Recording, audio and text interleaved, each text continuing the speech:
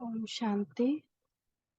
सुनते हैं आज की मीठी मुरली मीठे बाप दादा से। बाबा आज कह रहे हैं, मीठे बच्चे, साइलेंस के आधार पर तुम विश्व में एक धर्म एक राज्य की स्थापना करते हो। यह है साइलेंस का घमंड। प्रश्न है, सारी दुनिया अपने आप को श्रापित कैसे करती है और बच्चे कैसे करते हैं? उत्तर है, सारी दुनिया भगवान को सर्वव्यापी कह अपने आप को श्रापित करती है और बच्चे बाबा बाबा कह फिर यदि काम अग्नि से स्वयं को भस्म करते हैं तो श्रापित हो जाते हैं। माया का थप्पड़ लग जाता है। बाबा कहते हैं, हे मीठी लाडली आत्माएं, अब सतो प्रधान बनो, भस्मासुर नहीं हो। बाबा कह रहे हैं कि अब काम में नहीं जाने, भस्मासुर नहीं बनने। भस्मासुर खुद को भस्म कर लिया था ना, काम चिता पे। ओम शांति। बच्चे जानते हैं, हम अभी अंधियारे से रोशनी में जाते हैं। चंद्रमा की रोशनी ऐसी है जैसे सूक्ष्म वतन। सूर्य निकलता है तो उसकी तपत हो जाती है। चंद्रमा शीतलता देता है। अब यह लाइट तो इन आंखों के लिए है। आत्मा को भी आंखें हैं। आत्मा को बुद्धि की आंखें हैं। आत्मा जानती है बरोबर अभी बेहद के बाप को भी जानते हैं। और इन आंखों से ब्रह्मा रथ जिसमें शिव बाबा प्रवेश करते हैं उनको भी जानते हैं। तो तुम बच्चों को पहचान हो। यह पहचान तब होती है जबकि सम्मुख मिला जाता है। नंदीगण भागीरथ को भागीरथ भी कहते हैं। नंदीगण हमेशा बैल को दिखाते हैं, भागीरथ फिर मनुष्य को दिखाते हैं। एक शंकर का चित्र दिखाते हैं, समझते हैं उनसे गंगा आई। अब पानी की गंगा तो है नहीं। अभी तुम जान गए हो। अभी तुम ब्राह्मणों को सभी शास्त्रों का आदि का ज्ञान है। सभी वेदों ग्रंथों उपनिषदों आदि का तुम सार समझाते हो। कई बच्चियां हैं जिन्होंने कभी कोई शास्त्र आदि पढ़ा और सुना ही नहीं है, परंतु सब वेदों शास्त्रों के सार को समझ गई हैं। अनपढ़ और ही पढ़े हुए से तीखे जाते हैं। अनपढ़े आगे पढ़े हुए भारी भरी ढोएंगे।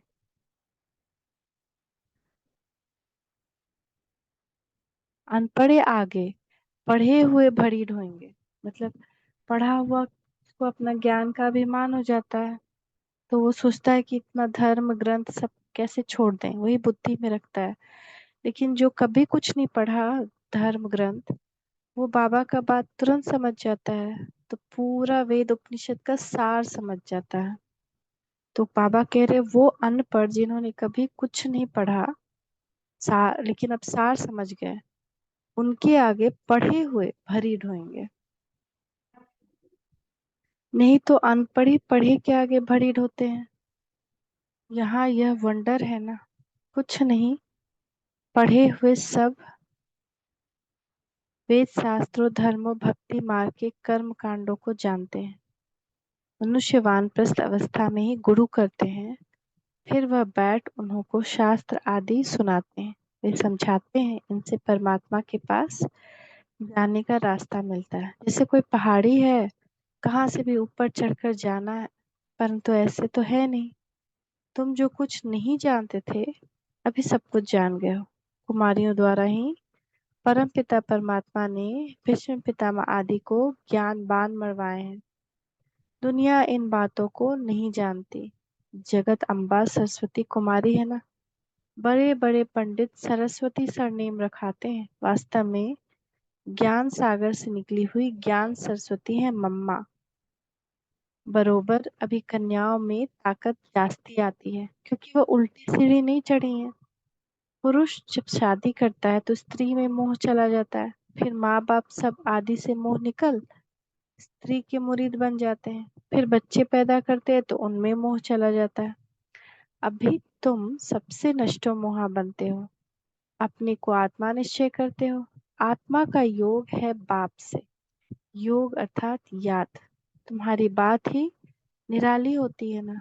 कन्याएं तो पवित्र होती हैं, वो तीर्थ आदि नहीं करती क्योंकि है ही पवित्र। मनुष्य तीर्थ पर जाते हैं पाप काटने, समझते हैं गंगा पतित पावनी है। पतित पावन तो एक होना चाहिए ना। गंगा पतित पावनी है तो फिर वहां क्यों जाते हैं? वहां देखो, देखने जा देखने जाते, कहते तीर मारा फिर गंगा निकली। कुछ न कुछ गौमुख आदि बनाकर रखते हैं। तो बाप बैठ समझाते हैं, बच्चे तुम आत्मा हो, अपने को आत्मा समझ मुझे याद करो। वह बाप भी है, सतगुरु भी है। मंदिरों में श्री कृष्ण के पांव दिखाते हैं। शिव बाबा को तो अपने पैर है नहीं, क्योंकि उनके शरीर ही नहीं जो कोई चरणों की धूल बने। बाबा कहते हैं, बच्चे तुमको शिव बाबा के चरणों की धूल नहीं बनना है। मैं इन सब कलयुगी रस्म रिवाजों से तुम बच्चों को आकर छुड़ाता हूँ। मेरे चरण है नहीं, शिव का तो शरीर है नहीं, यह तो ब्रह्मा का तन है। इसीलिए तुम शिव बाबा की पूजा नहीं कर सकते। इस भाग्यशाली रथ में शिव आया है। भक्ति मार्ग में शिवो हम कहने वाले पर फूल आदि चढ़ाते हैं। ये सब है भक्ति मार्ग की रस्म रिवाज। अर्थ कुछ भी नहीं समझते। कहते हैं स्त्रियों को लिंग पूजा नहीं करनी चाहिए, परंतु वह कौन है यह भी नहीं समझते। वास्तव में शिव कोई ऐसा लिंग रूप तो है नहीं, वो तो स्टार है, तो उसकी पूजा क्यों नहीं कर सकते? शिव माना ही परमपिता परमात्मा कल्याणकारी। वास्तव में उनकी पूजा तो बहुत होनी चाहिए। शिव कल्याणकारी एक ही है। वो पतित से पावन बनाते हैं, सबका कल्याण करते हैं। जो पहले नंबर में लक्ष्मी नारायण थे वही 84 जन्म ले पतित बने हैं, तो सब पतित हो गए। सतो प्रधान से रजो तमो में आ गए हैं। सबका कल्याण करने वाला एक ही बाप ठहरा। इस समय मनुष्य सब पतित बने हैं। पहले आने से पतित नहीं होते हैं, पहले तो पावन होते हैं। परम धाम से जब पहली पहले आत्माएं आती हैं तो सब पावन होती हैं। यह बाप बैठ समझाते हैं, मेरे लाडले सिक्की लधे बच्चे व सालिग्रामों, सुनते हो बाप इस मुख से क्या कह रहे हैं?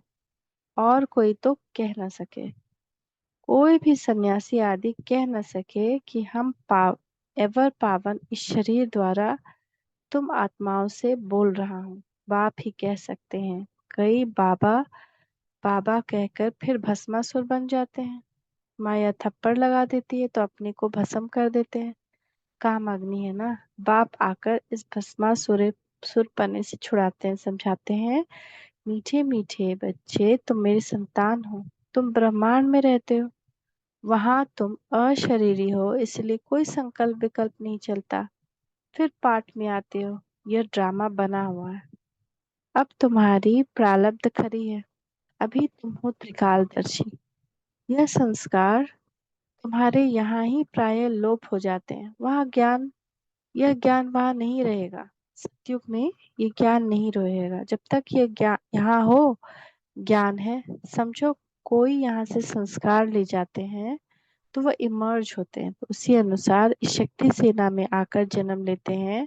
फिर ऐसे संस्कार वाले छोटे बच्चे भी यहाँ आते हैं। फिर स्वर्ग में नया जन्म लेंगे तो यहाँ के संस्कार खत्म हो जाएंगे। फिर राजधानी के संस्कार आएंगे प्रारब्ध भोगने के लिए। ये संस्कार मर्ज हो जाते हैं। कई बच्चों का बहुत लव रहता है, वह आत्मा देखकर खुश होती है, परंतु ऑर्गन्स छोटे होने कारण बोल नहीं सकते। बड़ा होने से संस्कार इमर्ज होते जाएंगे। बाप कितनी बातें समझाते। कई छोटे छोटे बच्चे जब जन्म लेते हैं ना, इसी ज्ञान को लेकर देह छोड़ते हैं, फिर यहीं जन्म लेते हैं। तो उनको अगर आत्मा की बातें करो तो वो सुनकर देखकर खुश होते हैं, लेकिन छोटे ऑर्गन्स हैं इसलिए बोल नहीं सकते।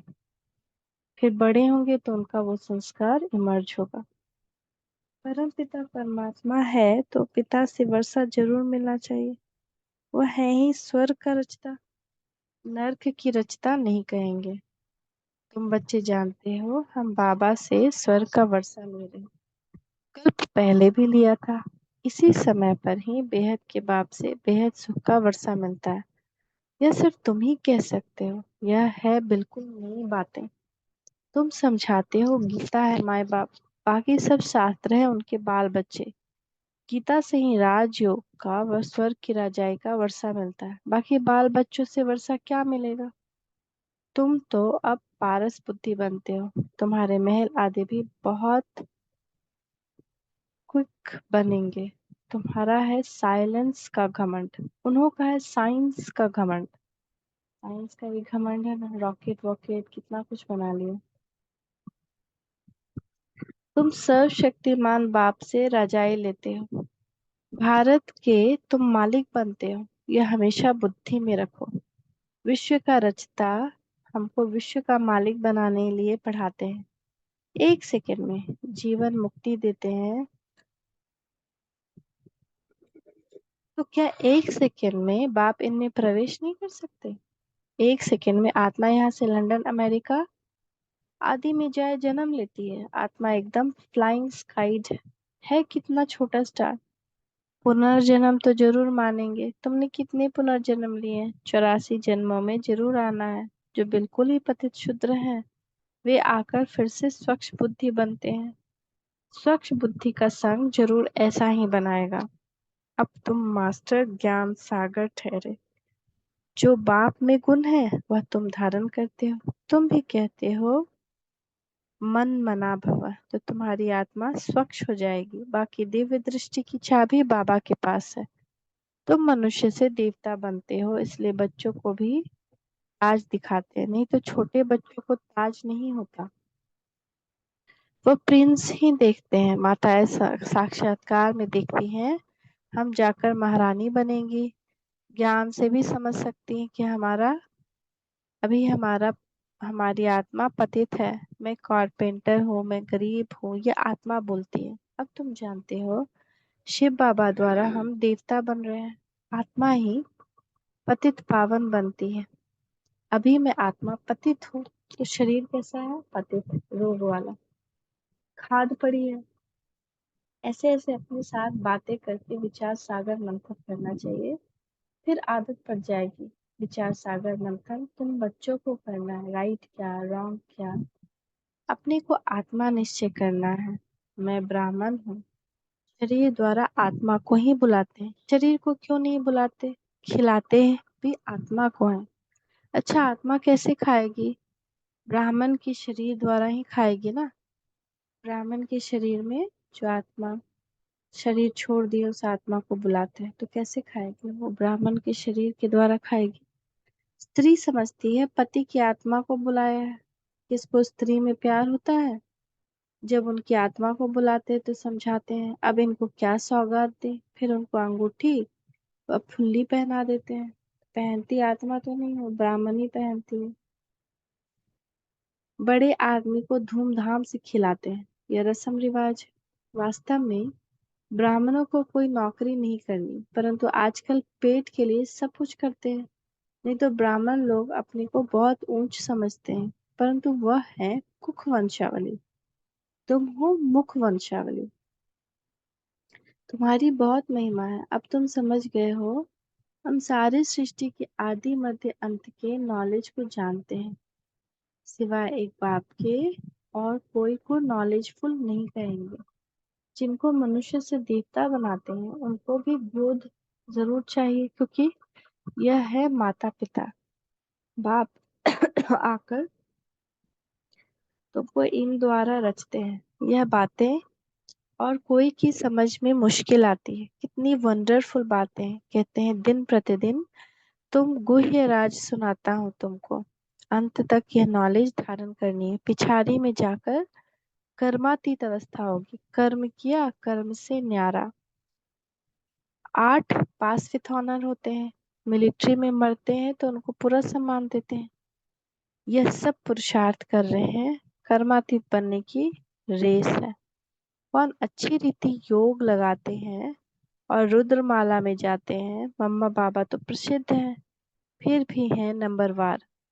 पास विद ऑनर्स को फुल मार्क्स मिलते हैं। वे सजा आदि कुछ नहीं खाते हैं, उनको उन्हों का मान बहुत है। हमेशा 9 रत्न गाए जाते, 8 नहीं, 4 की जोड़ी हो जाती है। बाकी है एक बीच में बाप। वह लोग तो अर्थ को समझते नहीं, जिसने जो राय दी वह बना देते हैं। जैनी लोग कितना हठयोग करते हैं, बाल निकालते हैं, ये तो हिंसा हो गई। वह सन्यास तो दुख देने वाला है। तुमको तो कुछ भी नहीं करना पड़ता, तुमको तो टेम्पटेशन देकर तुमसे विकार का सन्यास कराते हैं। हमको बाबा क्या टेम्पटेशन देते हैं, विकार निकालो तो स्वर्ग ले जाऊंगा। यह नॉलेज भी तुम्हारे सिवा और कोई में नहीं। बरोबर 84 जन्मों का चक्कर लगाया। अब हम वापस जाते हैं, जितना योग में रहेंगे उतना पवित्र बन सकेंगे। कर्म करते हुए कर्म योगी, बैठ करके फिर बैठक वाला योग। याद में रहते और सर्विस करते रहे, तुमको जास्ती फल मिलेगा। मोस्ट बिलवेड बाप हैं, से 21 जन्मों के सुख का वर्षा मिलता है। था मीठे मीठे सिखी लदे बच्चों प्रति माता पिता बाप दादा का याद प्यार गुड मॉर्निंग। रूहानी बाप की रूहानी बच्चों को नमस्ते। रूहानी बच्चों की रूहानी माता पिता बाप दादा को याद प्यार गुड मॉर्निंग। नमस्ते बाबा नमस्ते, शुक्रिया बाबा शुक्रिया। धारणा के लिए मुख्य सार, कर्मातीत बनने की रेस करनी है। अच्छा फल प्राप्त करने के लिए याद में रहकर सर्विस करनी है।